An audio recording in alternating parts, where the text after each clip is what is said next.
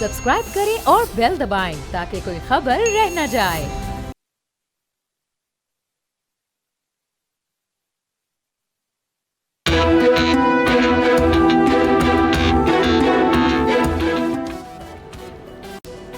अस्सलाम वालेकुम नाजरीन, प्रोग्राम को राउंड अप के साथ मैं हूं आपकी मेज़बान नीलम अरशद। नाजरीन, गुज़श्ता हफ्ते खबरों से मुतल्लिक अदालत उज़्मा से अदालत आलिया तक बड़ा ही अहम रहा। अब चलते हैं अपने प्रोग्राम की मेन टॉप स्टोरीज की तरफ।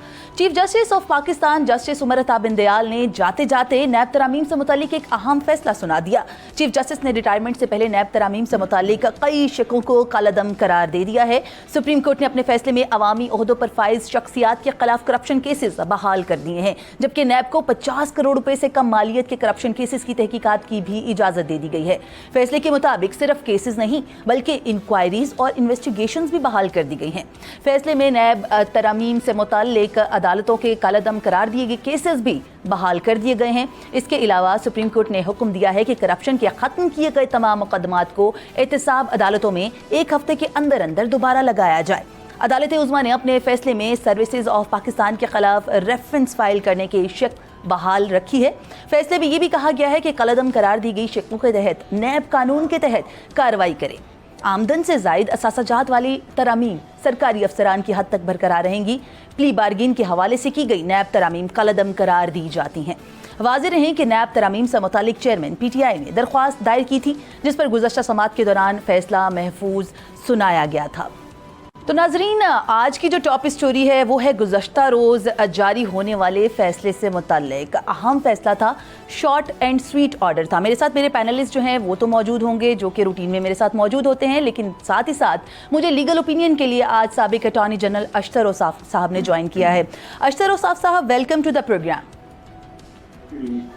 अशतर साहब, कैसे देख रहे हैं गुज़श्ता रोज़ के फैसले को? शॉर्ट एंड स्वीट ऑर्डर कहा गया था, अभी तक के लिए शॉर्ट ज़रूर है, जाहिर बात है कि जो तफसीली फैसला है वो जारी नहीं हुआ, लेकिन स्वीट लग रहा है आपको किसी एतबार से? ये शॉर्ट तो बिल्कुल भी नहीं है, वही लेंथी जजमेंट जिसके अंदर तमाम जो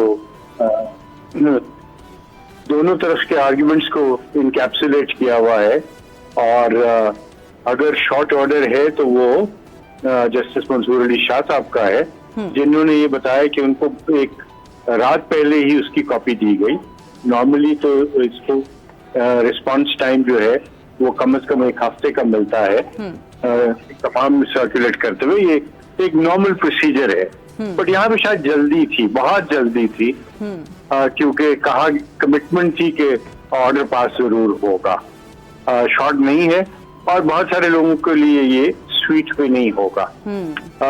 जो इस वक्त नैब के शिकंजे में है और जो आने वाले दिनों में नैब के शिकंजे में आ जाएंगे, दोनों के लिए स्वीट नहीं होगा। वो क्यों नहीं होगा? क्योंकि इस जो पार्लियामेंट ने इसके अंदर जो ड्रैकोनियन चीजें थी, जो ड्रैकोनियन यानी काला कानून बना दिया गया था ये, और जो इसके बनाने वाले हैं उन्होंने खुद ये कहा था, तो उनका नाम था फारूक आजम, अल्लाह उनको गरीक रहमत करे।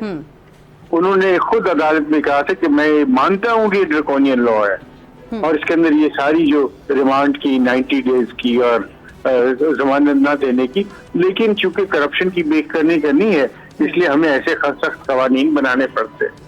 लेकिन बाद में इसको सुप्रीम कोर्ट ने खुद कहा कि इसके अंदर ये बहुत सारी ऐसी चीजें हैं जो मुतसादम है इंसानी हुकूक से, बिल्कुल, और इतनी हार्श हैं, डिग्निटी ऑफ मैन के खिलाफ हैं, ओनरशिप ऑफ प्रॉपर्टी के मुखालिफ हैं, ये जो है बेल ना होना जो है, ये बुनियादी हकूक जो है वो सल्ब हो रहे हैं, उसके बावजूद इसको सेटिस्फाइड नहीं किया था। ये कहा कि उसके अंदर ये 5-5, 6-6 जजेस के बेंच थे, 9 जजेस के बेंचेस थे, जिन्होंने कहा कि हम एक्सपेक्ट करते हैं कि नैब अपनी कानून को तब्दील कर लेगी, लेकिन उसी स्टैंडर्ड को मद्देनजर रखते हुए इन 2 जजेस ने उन 5 जजेस के और 9 जजेस के फैसलों को पहलू तही करते हुए उस टचस्टोन को इस्तेमाल करते हुए इनको स्ट्राइक डाउन कर दिया है। हालांकि अगर आप उसको और पढ़ेंगे तो कोई भी आपको तालिब इल्म जो कानून का है वो बताएगा। साहब, एक सवाल लेना चाह रही हूँ मैं आपसे, जुल्करनैन, आप सवाल कीजिए। अशरफ साहब, जुल्करनैन बात कर रहा हूँ। ये मंसूर अली शाह साहब ने जैसा लिखा है कि मामला पार्लियामेंट की बालादस्ती का है, उनके रिमार्क्स भी यही थे। शॉर्ट ऑर्डर में भी उन्होंने अपने जो ओपिनियन लिखा है वो ये लिखा है कि पार्लियामेंट जो कानून साजी का इख्तियार भी उसी का है, तरमीम का भी और वापस लेना भी, कानून को ख़त्म करना भी उसी का इख्तियार है।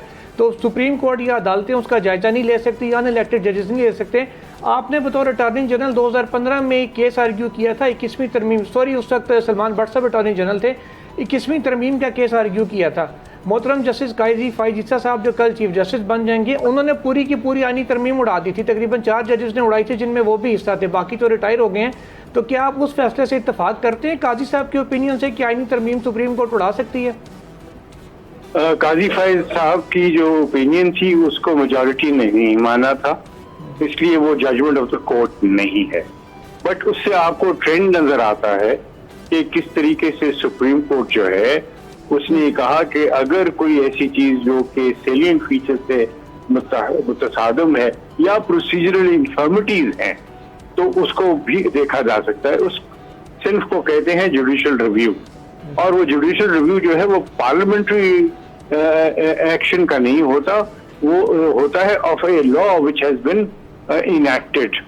तो उसमें जरूर देख सकते हैं आप, लेकिन जो बुनियादी बात है ना वो ये है कि अगर पार्लियामेंट नैब के कानून को यकसर खत्म कर देती, अभी तो तरमीम की है ना, यकसर खत्म कर देती, तो क्या सुप्रीम कोर्ट उसको रिवाइव कर सकती थी? The answer is short and sweet and the answer is no. कोई भी आपको ये कहेगा कि लेजिस्लेशन जो है वो काम नहीं है सुप्रीम कोर्ट का, तो अगर लेजिस्लेशन नहीं है तो आप सुप्रीम कोर्ट जो है वो लेजिस्लेशन को on the touchstone of the constitution तो कर सकता है, लेकिन ऑन द टचस्टोन कि ये बुनियादी हकूक, किसके बुनियादी हकूक की बात हो रही थी? उन लोगों के जिनको नैब की वजह से पाबंदी सलासल रखा गया, नैब की वजह से उनकी प्रॉपर्टीज को कॉन्फिस्केट किया गया, उनको जो है सौबत बर्दाश्त करनी पड़ी। उनके कहाँ से बुनियादी हकूक वो कहाँ गए? उनकी तो प्रोटेक्शन नहीं हुई, बल्कि जो एक रॉन्ग को राइट करने का काम किया था पार्लियामेंट ने, उसको स्ट्राइक डाउन कर दिया। So this is a difference between that 21st amendment जो कि मिलिट्री कोर्ट्स के बारे में थी, और वो थी फॉर अ शॉर्ट टाइम।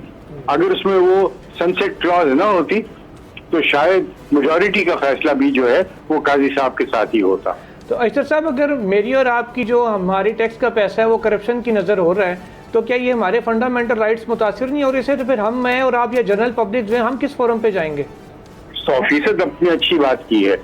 अगर करप्शन को फरोग दिया जा रहा हो, यस, बट क्या इस कानून ने किसी को बरी जिम्मा करार दे दिया?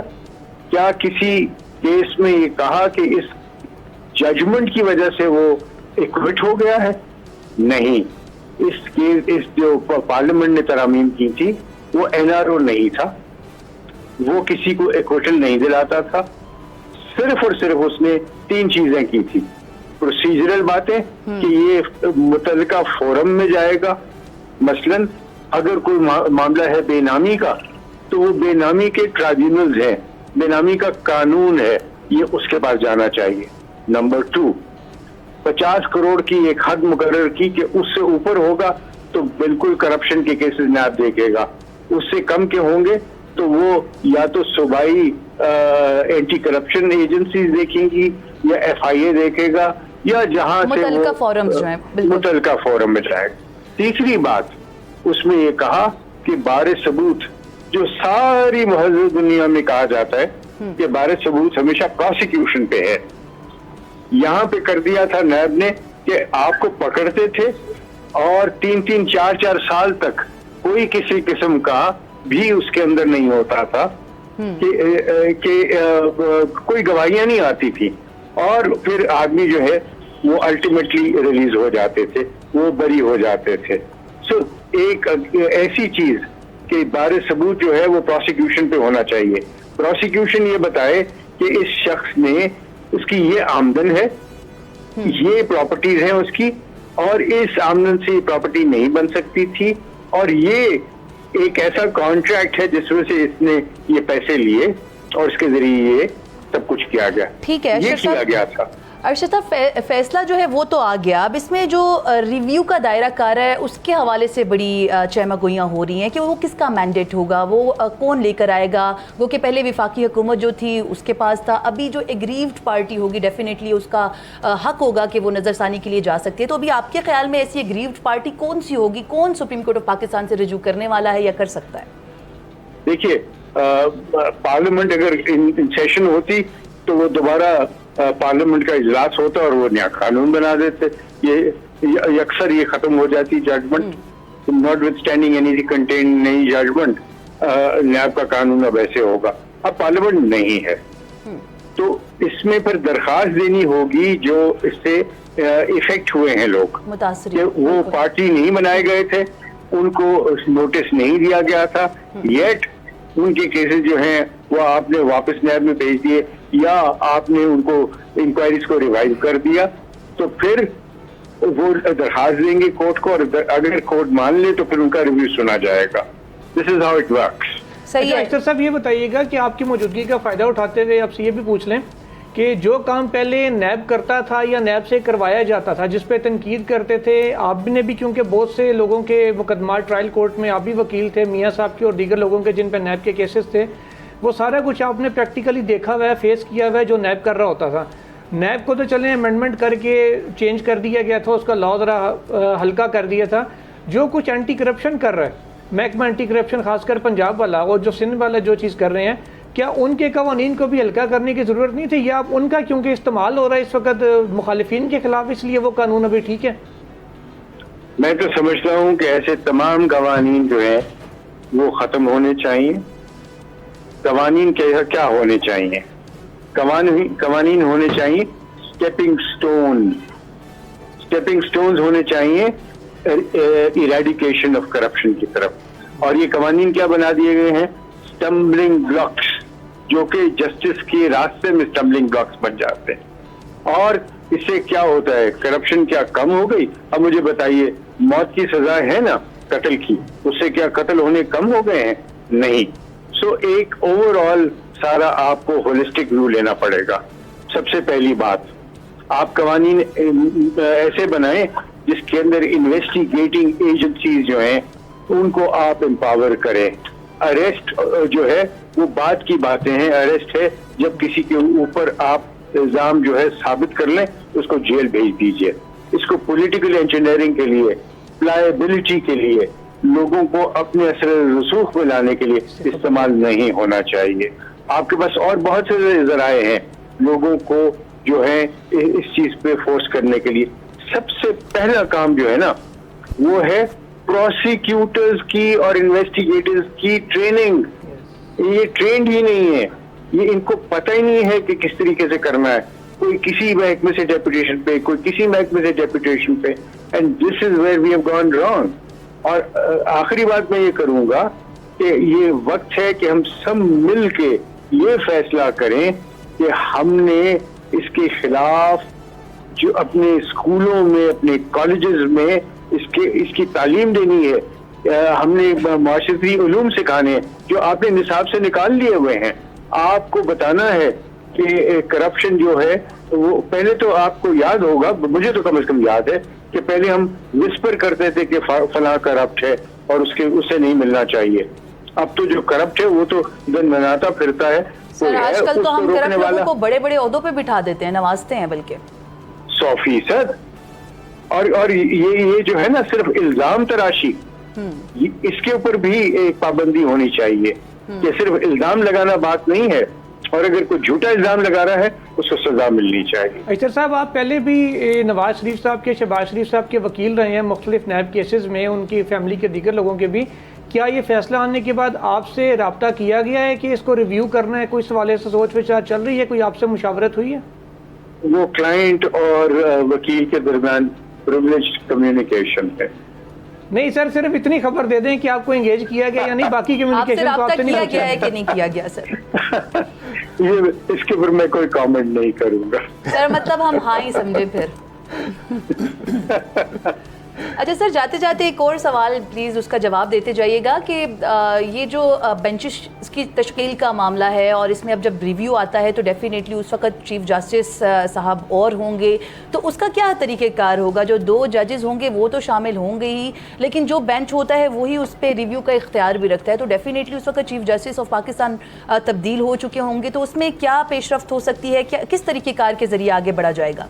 18 तारीख को तो केस लग ही गया है, वहां से सब चीज निथर के सामने आ जाएगी और चीफ जस्टिस साहब जो इस वक्त इंशाल्लाह कल ओथ लेंगे, उन्होंने तो अपना मौक़िफ़ का बयान कर दिया हुआ है।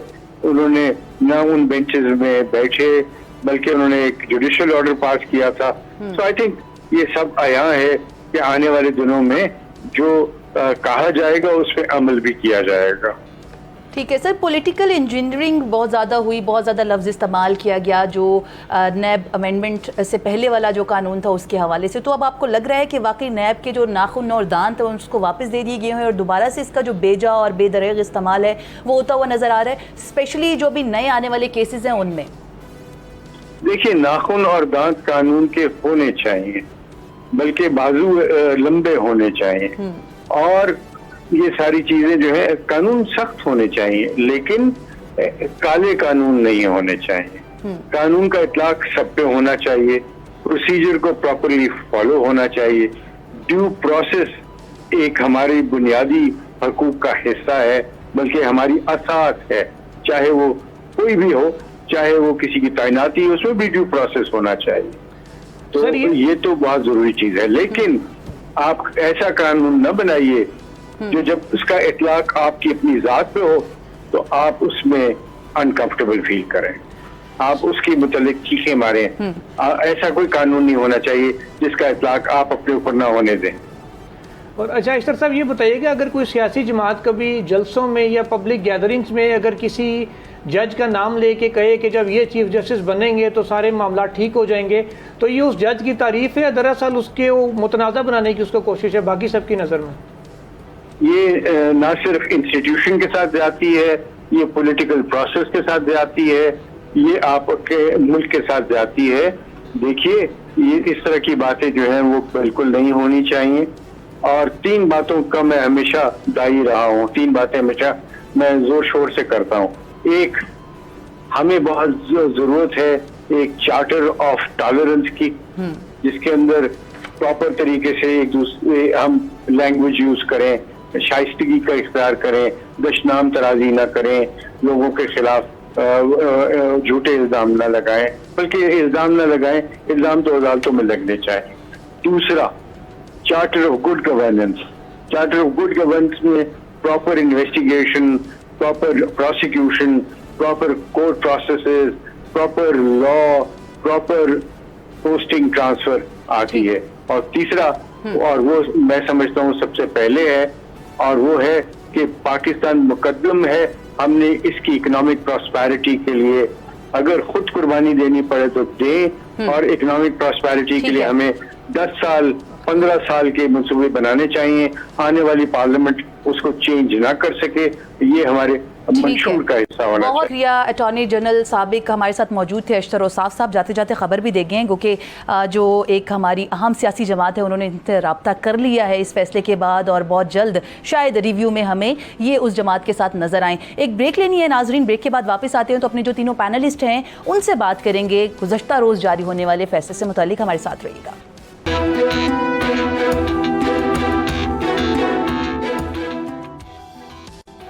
ब्रेक के बाद नाज़रीन आपको कहेंगे खुशामदीद, और सिलसिला जहाँ पे ख़त्म हुआ वहीं से शुरू करते हैं। हमारे तीनों पैनलिस्ट हमारे साथ मौजूद है। सबसे पहले इमरान वसीम की तरफ बढ़ूंगी। Imran, short and sweet order काफ़ी अहम फैसला था। बड़े बड़े जो अहम सियासतदान थे, बड़े बड़े अहम शख्सियात जिन्होंने इस कानून से फ़ायदे उठाए, वो कल हिल के रह गए हैं। और ये फैसला वैसे एक्सपेक्टेड था, कुछ नया नहीं था।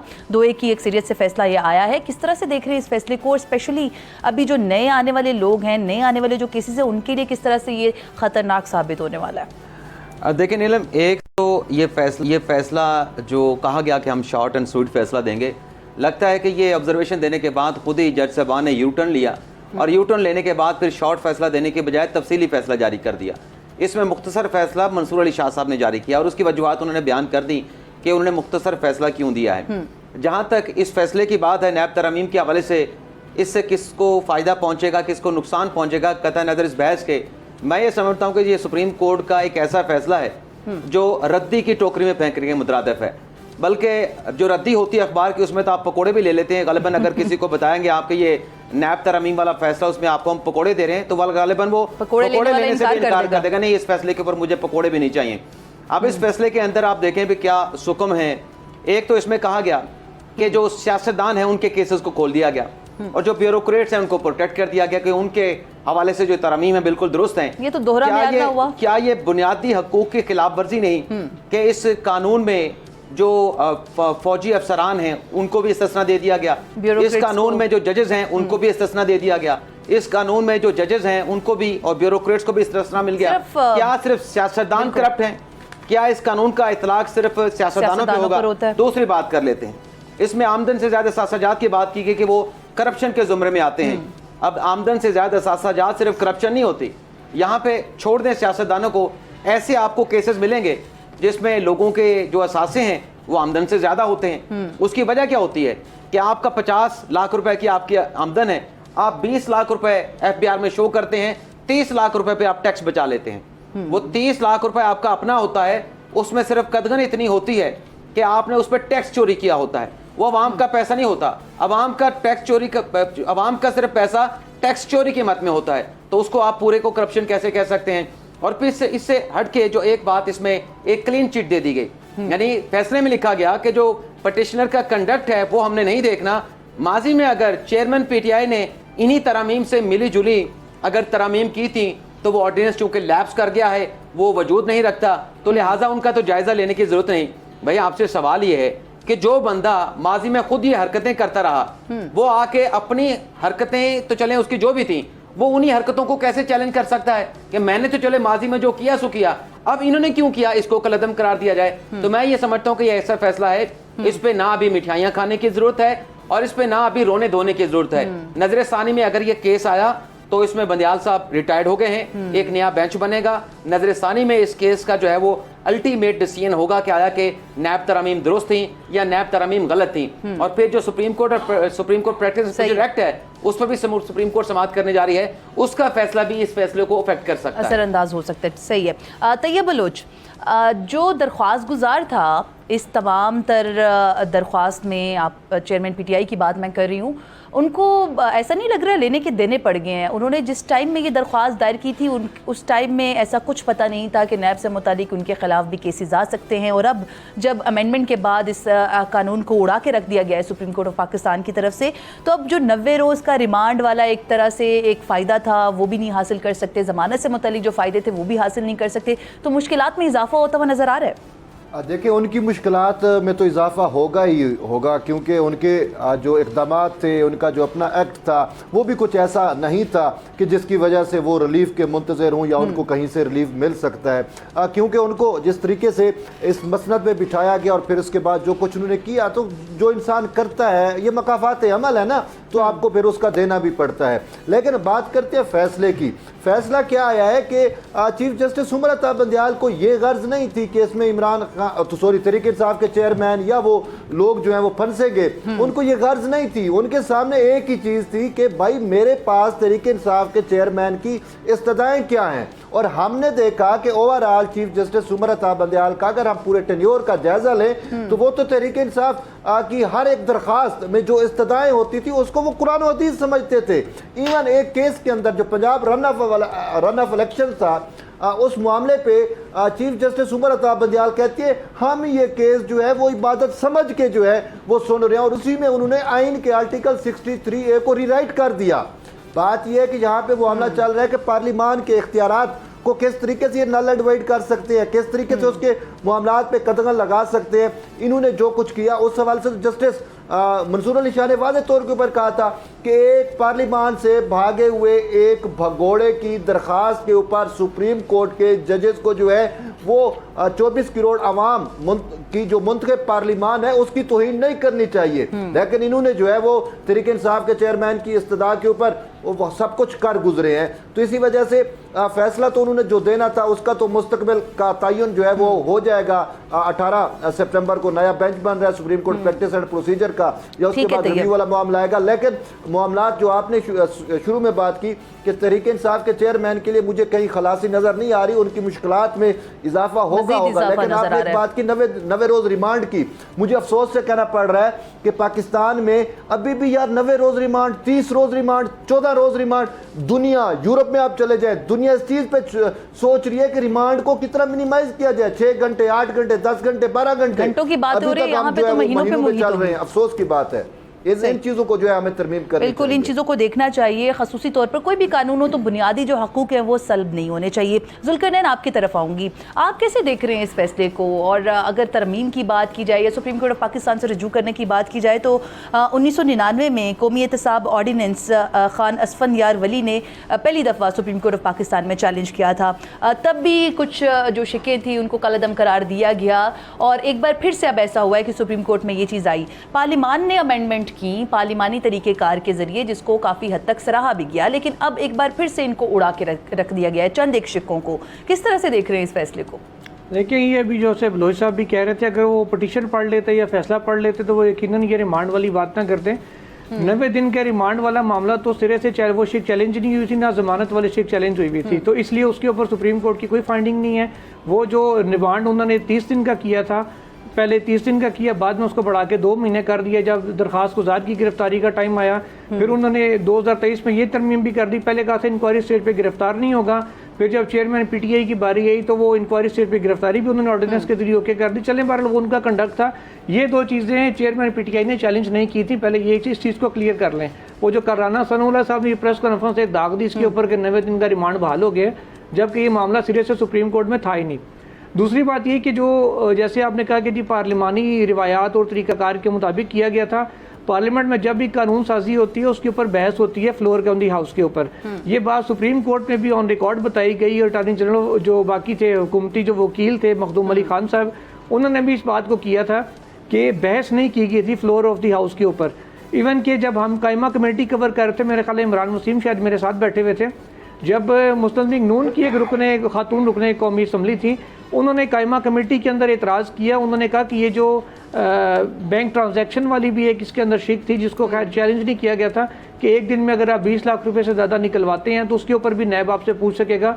उन्होंने कहा ये 20 लाख की हद क्यों लगाई है, जो बड़े बिजनेसमैन हैं उनकी ट्रांजैक्शन डेली करोड़ों की भी होती हैं, तो ये किस वजह से हर बिजनेसमैन को नैब के उसके ऊपर क्यों छोड़ रहे हैं। इस पर उनको शहादत ऐवान जो उस वक्त के वज़ीर मुमलिकत थे कानून के, उन्होंने आके कहा कि जी हमारे वकला ने ये बातें सोच समझ के चीज़ तय की, आप बराए मेहरबानी इस पर एतराज़ ना करें, इसको मंजूर होने दें।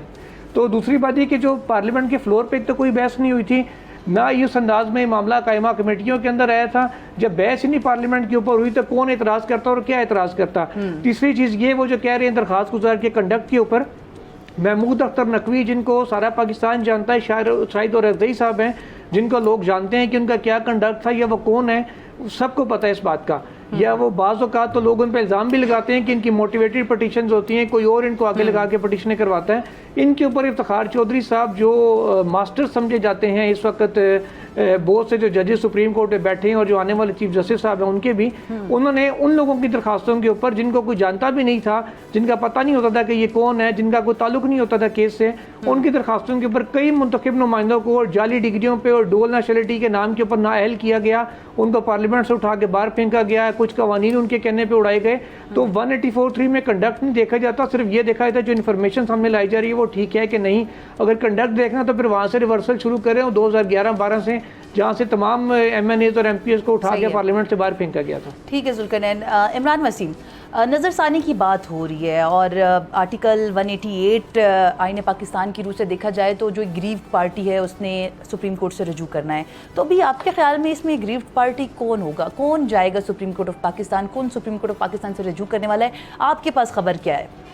देखिए जी, मेरे पास तो खबर ये है कि इसमें नज़रसानी तो होनी है, और अटॉर्नी जनरल ऑफिस के ज़राए से जो हमारी बात हुई थी उनका ये कहना था, क्योंकि उन्हें भी नोटिस किया गया था, उनका ये कहना था कि जो हमने प्लीडिंग की जो हमारी गुजारिशात थी, वफाकी हुकूमत की जो गुजारिशात थी, और वफाकी हुकूमत कोई सियासी जमात की हुकूमत नहीं होती, रियासत पाकिस्तान की हुकूमत होती है। उनका ये कहना था कि चूंकि जो फैसला आया है वफाकी हुकूमत और अटॉर्नी जनरल ऑफिस की गुजारिशात के बरक्स आया है, तो हमारे पास इस फैसले के बाद 30 रोज़ की मियाद है और हम मुकर्रर मियाद में इस पर नजरसानी दायर करेंगे। लेकिन इसके साथ साथ जो मुतासरा लोग हो सकते हैं वो भी सुप्रीम कोर्ट में आ सकते हैं। वो ज़रूरी नहीं कि सियासी जमात से ताल्लुक़ रखने वाले कोई रहनुमा हो, वो कोई इंडिविजुअल भी हो सकते हैं, जिनको नीचे से रिलीफ मिला हो वो भी आ सकते हैं। और यहाँ पे एक और चीज़ भी ऐड करना चाहूँगा, जो जुल्करनैन साहब ने कहा कि जो आने वाले चीफ जस्टिस हैं और बहुत सारे जज साहबान के मास्टर रहे जो साबिक चीफ जस्टिस हैं इफ्तिखार मोहम्मद चौधरी साहब, तो जो अभी जो जाने वाले चीफ जस्टिस हैं वो उन्हीं इफ्तिखार मोहम्मद चौधरी साहब के हवाले से जब वो रिटायर हो रहे थे तो वो कहते थे आज ये जा रहे हैं तो ऐसे लग रहा है कि जैसे हमारे सर से बाप का साया उठ गया है। तो जो जिसको मास्टर कह रहे थे अब जो जाने वाले हैं वो उनको बाप का दर्जा दिया करते थे। तो ये भी एक चीज़ मैं बताना चाहूँगा। ठीक है, तैयब आप बताइएगा, अभी चीफ जस्टिस जो है उनकी बात हो रही है, तो जो नौ मुंतखब चीफ जस्टिस ऑफ पाकिस्तान हैं वो तो आने वाले हैं, कमान संभालने वाले हैं, लेकिन अभी जो फुल कोर्ट रेफरेंस होता है एक तरह से वो देखा गया कि अभी के जो चीफ साहब है उन्होंने इनकार कर दिया उस चीज़ से। माजी में भी ऐसा होता रहा है, लेकिन आप क्या समझते हैं, क्या ये रिवायत दुरुस्त है? एक अच्छा मौका होता है तमाम लोगों के इकट्ठे बैठने का, गिले शिकवे करने का, अच्छी बातें बुरी बातें सब करने का? बिल्कुल, ये जो फुल कोर्ट रेफरेंस है ये तो सुप्रीम कोर्ट की रिवायत है और हमने अक्सर देखा, ये तो chief justice of Pakistan retire हो रहे हैं, लेकिन सुप्रीम कोर्ट का कोई आम जज भी यानी कि रिटायर होता है तो उसके एजाज़ में फुल कोर्ट रेफरेंस दिया जाता है और जिसमें उसकी पूरी सुप्रीम कोर्ट के अंदर जो उन्होंने वक्त गुजारा होता है उस हवाले से एक उनको खिराज अकीदत जो है वो पेश किया जाता है। लेकिन इस मामले पर अब ये नहीं कह सकते कि चीफ जस्टिस उमर अता बंदियाल को फुल कोर्ट दिया नहीं गया, बल्कि वो खुद फुल कोर्ट से भाग गए हैं, इनकार किया। और क्यों भाग गए हैं, क्यों इनकार किया है? उनके अपने लक्षण ऐसे थे, उनके अपने गुण ऐसे थे। अब देखें पाकिस्तान बार कौंसिल ने वो स्टेटमेंट जो है वो रिलीज कर दी जो उन्होंने फुल कोर्ट रेफरेंस के ऊपर चीफ जस्टिस उमर अता बंदियाल के सामने उन्होंने पढ़ के सुनानी थी। वो तो पूरी की पूरी मुकम्मल चार्ज शीट है कि बतौर चीफ जस्टिस जो है उमर अता बंदियाल का ओवरऑल कंडक्ट कैसा था। फिर उसके फुल कोर्ट भागने की वजह एक और भी थी, वो ये थी कि उसको पता है कि उसके साथी जज नामजद चीफ जस्टिस काजी फैज ईसा ने भी तो तकरीर करनी थी, ठीक है, तो वो भी उस तकरीर के अंदर जो है वो कोई आसमान से तारे लेके उनके सामने पेश ना करते, वो भी वो हक गोई वाली बात करते, वो सच करते कि भाई आपने जाते जाते पूरे इदारे के ऊपर कैसे कलंक लगाया है, ओवरऑल पूरे पाकिस्तान की जुडिशरी को जो है किस तरीके से आपने उसकी कुटिया डबोई है। तो ये सारा कुछ जो है ये इसी वजह से चीफ जस्टिस उमर अता बंदियाल को अपने किए का पता था, मैंने क्या कुछ किया है। और मैंने इस अटेम्प्ट में तैयब साहब का टाइम लेते हुए ये भी कोशिश की गई है कि नामजद चीफ जस्टिस को खिताब करने का, पहला खिताब करने का मौका न दिया जाए, ये भी अटेम्प्ट की गई है, ये भी अटेम्प्ट की गई। तो देखिए वो सारी चीजें यही थी कि चीफ जस्टिस उमर अता बंदियाल की कोशिश रही, बेतीरिया कोशिश थी कि मैं किसी तरीके से जो है वो चाहते थे कि उनको बाइज्जत रुखसती मिले, लेकिन अफसोस है कि वो बाइज्जत रुखसती भी नहीं मिली। और उनकी बड़ी ख्वाहिश थी, है वो अगले सेगमेंट में मुझसे उनकी एक बड़ी ख्वाहिश थी कि मुझे तारीख में अच्छे अल्फाज में याद रखा जाएगा, लेकिन आज जिस तरीके से उन्होंने फैसला भी दिया और जिस तरीके से उनका पूरा कंडक्ट था, ठीक है तैयब आप साथ रहे, जुल्करनैन से पूछते, जुल्करनैन आप इस पेराई को किस तरह से देख रहे हैं, क्या आप इत्तफाक करते हैं तैयब बलूच की बात से? पता नहीं वो आधे घंटे पर खुद भी अपनी बात से इत्तफाक करेंगे या नहीं लेकिन चीज़ ये है कि जस्टिस दोस्त मोहम्मद खान साहब बड़े दबंग जज थे, हम सबके बड़े फेवरेट थे। उनकी जब रिटायरमेंट का टाइम आया उस वक्त चीफ जस्टिस साकिब निसार साहब थे, उन्होंने भी जो उनके एजाज में फुल कोर्ट रेफरेंस होना था वो लेने से इनकार कर दिया था। वजह उसकी उन्होंने कहा था जी मैं चैम्बर वर्क करना है, अपने को ज़रूरी जो काम है वो निपटाने हैं, इसलिए मैं नहीं ले रहा। लेकिन सबको पता है कि वो नाराज़ थे उस वक्त के चीफ जस्टिस और उन्होंने अपने एजाज में होने वाला रेफरेंस नहीं लिया था। तो ये ऐसा नहीं है कि कोई चंबे की बात हो। जुल्करनैन साहब पूरा बताएं कि वजह क्या बनी थी, दोस्त मोहम्मद खान साहब ने क्यों रेफरेंस लेने से इनकार किया था या उनको रेफरेंस देने से अच्छा चलिए इसको मैं मुख्तसर ये कर लेते कि उस टाइम में सुप्रीम कोर्ट बार वालों की या बार काउंसिल वालों की क्या स्टेटमेंट जारी हुई थी जो वो ये कहना चाहिए कि जिससे अभी आपने कहा कि पहले जारी होगी तो वो सामना नहीं करना चाह रहे थे अभी के जो चीफ जस्टिस हैं, क्या उस टाइम ऐसा कुछ हुआ था? मैं बोल लूँ जुल्करनैन से ही सवाल कर रही हूँ। अच्छा मैंने कहा शायद दाएं बाएं से आवाज़ आ जाए। अच्छा वो चीज़ ये है कि क्योंकि रेफरेंस हुआ नहीं था तो किसी ने स्टेटमेंट जारी भी नहीं की थी। अब मैं आपको थोड़ा सा बैकग्राउंड में लेके जाऊंगा। ऑनरेबल जस्टिस जवाद ख्वाजा साहब साबिक चीफ जस्टिस ऑफ पाकिस्तान थे, जब उनके एजाज में फुल कोर्ट रेफरेंस हो रहा था तो सुप्रीम कोर्ट बार और पाकिस्तान बार दोनों ने उसका बाइकआउट किया था उनके फुल कोर्ट रेफरेंस का। और जो उस वक्त बार की ओपोजिशन के लोग थे जो बार की मुंतखब क़यादत से नहीं थे उन्होंने आके नुमाइंदगी कर दी थी वकला की और उन्होंने अपने खिताब किए थे।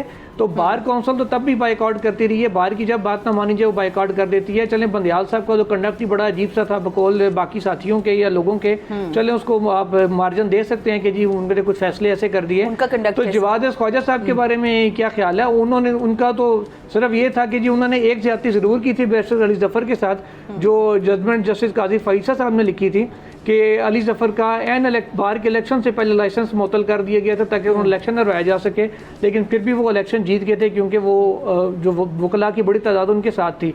वो काजी साहब का लिखा हुआ फैसला था, वो उस बेंच का हिस्सा थे जो जवाद ख्वाजा साहब जिसको प्रिसाइड कर रहे थे।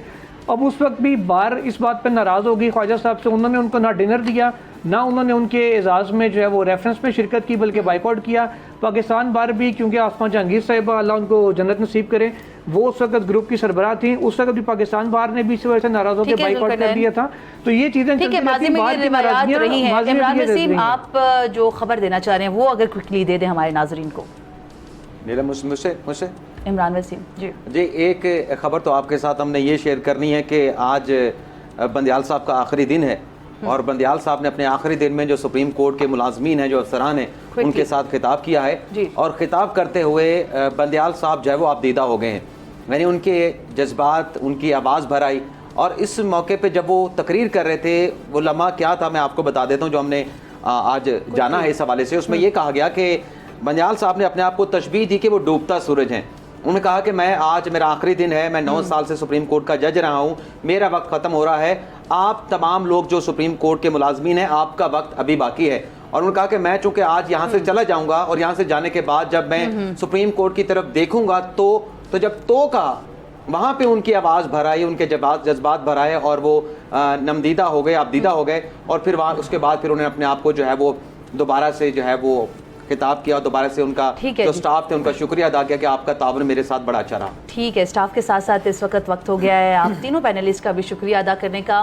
नाज़रीन, कोर्ट ऑफ पाकिस्तान आइंदा हफ्ते नए चीफ जस्टिस काजी फैज़ ईसा के साथ अपने टेन्योर का आगाज़ करेगी। उम्मीद है कि एक अच्छा टेन्योर जो है वो आएगा, अदालतें अच्छे फैसले देंगी, आइन और कानून की पासदारी करेंगी। आइंदा हफ्ते के लिए मुझे दीजिए इजाज़त। अल्लाह हाफ़िज़।